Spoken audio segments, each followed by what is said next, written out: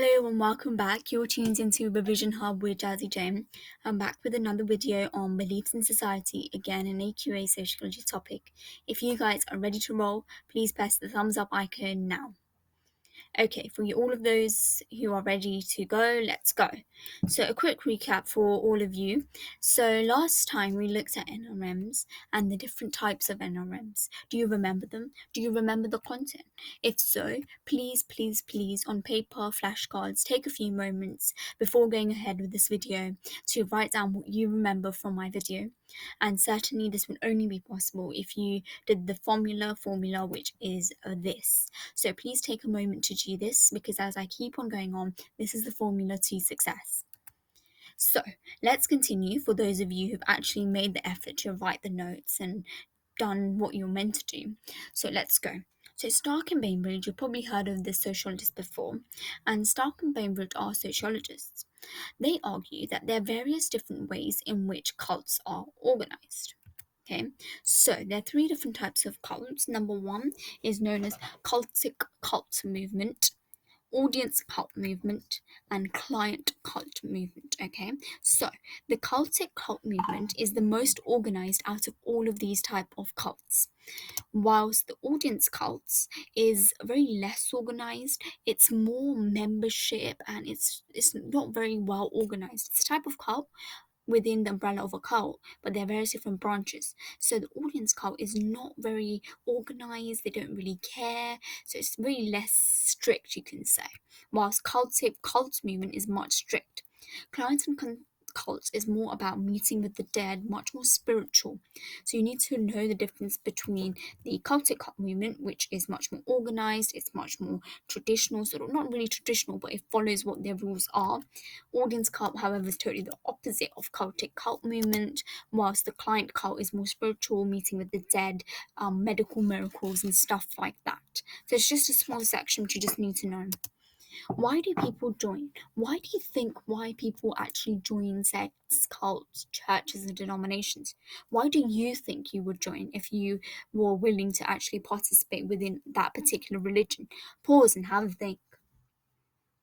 If you've had a good think, let's have a look if you are correct. If you are not correct, don't worry. These are just some answers, and sometimes your answers may be perfectly correct as well and equally valid. So, marginalised and relative deprivation. Some particular groups within the society that we live in are marginalised and they face relative deprivation. They're marginalised in some way in which they are excluded from society. They're made to feel as though they're excluded and not part of society. Example of this can be seen during racism in the America, in the UK, in all parts of the world towards the blacks that took place. So that's the keyword of marginalisation that took place. Let's look at Theodoric of the deprived. So theodicy of the deprived is the belief that people who are deprived, they go on to religion so that they can get a sense of thing that it's God's plan, it's God's will, and knowing these things that it's God's plan, God's will, they'll be like, okay, it's God's plan, we have to go through this, we'll have to go through this together, and this is the why that we are actually more religious. So these people are marginalized and relative deprivation. They go into religious texts, theodicy of the deprived, which is known as, and they find meaning that okay, it's God's plan, we'll accept it, we will get rewarded. So it's this sort of thing that the Marxists also similarly see. So we can see the mirroring. Yeah. So again, as I mentioned, it's God's plan. Moonies converted the rich into the rich. Moonies is a particular group and he converted the rich instead of the poor. However, Wallis argues that, you know what, this is not a criticism, but rather it shows that not only the poor are marginalized or relative deprived, but also the rich may feel deprived from spirituality, deprived from religion. Examples again would be Americans, Muslim people went into America, and when they went into America, they converted a lot of blacks because those were the ones at that time in America were poor and they felt really, really deprived from money, food, and stuff like that. They could not afford it. As a result, they went towards religion, which is again theodicy of the deprived, which gave them this religious explanation. Example would be they went to Islam, and Islamic texts and scriptures told them, okay, it's God's plan, you will be rewarded, and stuff like that. So this is an example. Please try to use this example within your research. Sorry, not your research. If you're doing research, then research. If not, then please use it within your exam paper question. So Glock and stock. I'll look at 3 types of deprivation. Number 1 is relative deprivation, where the middle class feel deprived. As you can see, example will be clearly linked with Muniz. Ethical deprivation is things that changes in the world. As a result of the changes in the world, for example, poverty or racism, it causes individuals to feel ethically deprived. Conservative is mental and emotional healing that an individual may face. So crosshair, sorry, just ignore that X there, it's a TPO. So conservative is another example of individuals who may feel marginalized. As a result, they go to religion, theodicy of the deprived, so that they can gain mental emotional healing. They can probably adapt to the changes in the world. They can no longer feel deprived. So these are a few reasons within this umbrella of marginalization and relative deprivation. Number 2 is social change.